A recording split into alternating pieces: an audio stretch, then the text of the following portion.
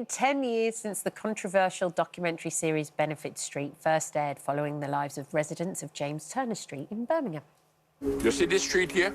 James Turner Street was one of the best streets. No, one of the worst. Probably 5% of people on this road that are working.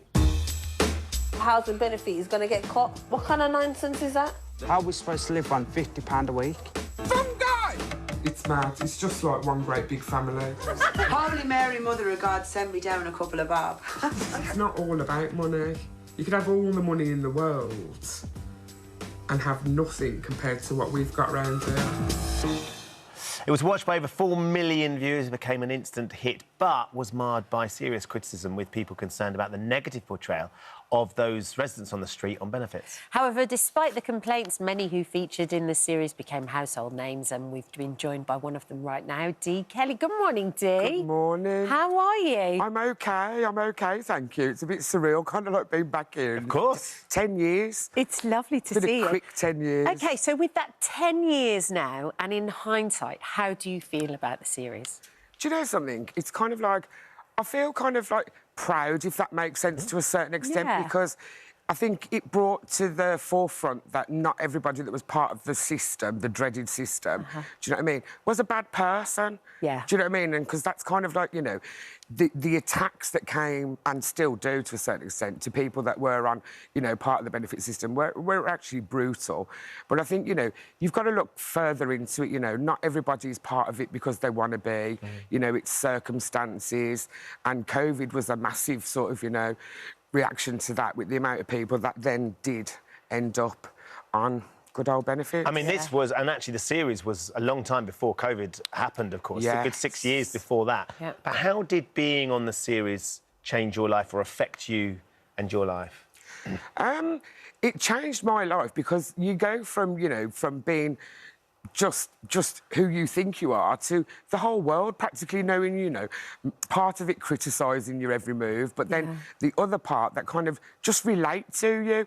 And I think because that was bigger than the negativity, if that makes sense. Yeah. Because I think, you know, there was more people out there that were like, oh my God, technically, really, I'm deeping into this, and they are just like us, normal, everyday people, that I think that kind of helped. Yeah. Do you know what I mean? It's like... The series did turn the street into a bit of a tourist attraction, though, didn't it? For the street that had been such a strong part of your community, who you were, you had people travelling from Russia to come and see the street and meet you all. We did, and that's like just really... Because the reality of it is, it's a tiny little street. Yeah. It's got probably about 100 houses, if that, on it. And it was like, even like about an hour after the first episode aired, the street was just... It was gridlocked. Teeming, yeah. It was absolutely gridlocked. It was registered as a tourist attraction on Google Maps. Do you know what I'm saying? And it's like you're saying, it's like, as the episodes progressed, you sort of open your door one morning, you've got a French film crew in a garden across the road, you've got Russian TV out in your... It was just completely surreal, it really was. But what really came over from this series was how you were, like, maternal, you were also no-nonsense. Yeah. You did, you know, do you still see any of the people that were taking part in the series with you? Sadly, not that was in the series, Right, but I still do see a lot of people that lived on James Turner Street.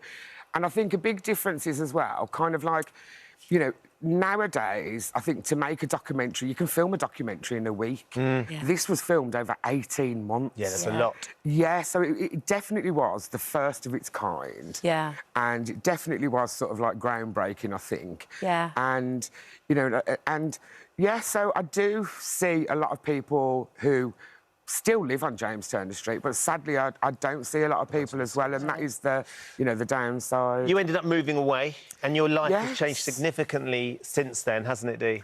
It has. I mean, it's kind of like a funny story, really, because obviously that year I went into Celebrity Big Brother, which, you know, I hate saying that word, but I went into Celebrity Big Brother. So I left my house at James Turner Street to go into Celebrity Big Brother, came out and we'd moved. So it was kind of like, you know, it's like, oh my God, they've moved me home. Oh. But I can see now why they did it. They did it because, you know, of the profile and the safety of my kids, really. Do you know what I'm saying? It's like you grow, you know, you bring your kids up going, never talk to strangers. And you've got thousands of strangers going, is your mum in? You know what I'm saying? They want to say that. Yeah, so I can kind of see why that happened. But I do miss it because it was home. Yeah, I bet. But on saying that about your profile, it then allows you to springboard from there and do other amazing stuff as well. You've got this place called The Hub. Oh, yes, So what is it?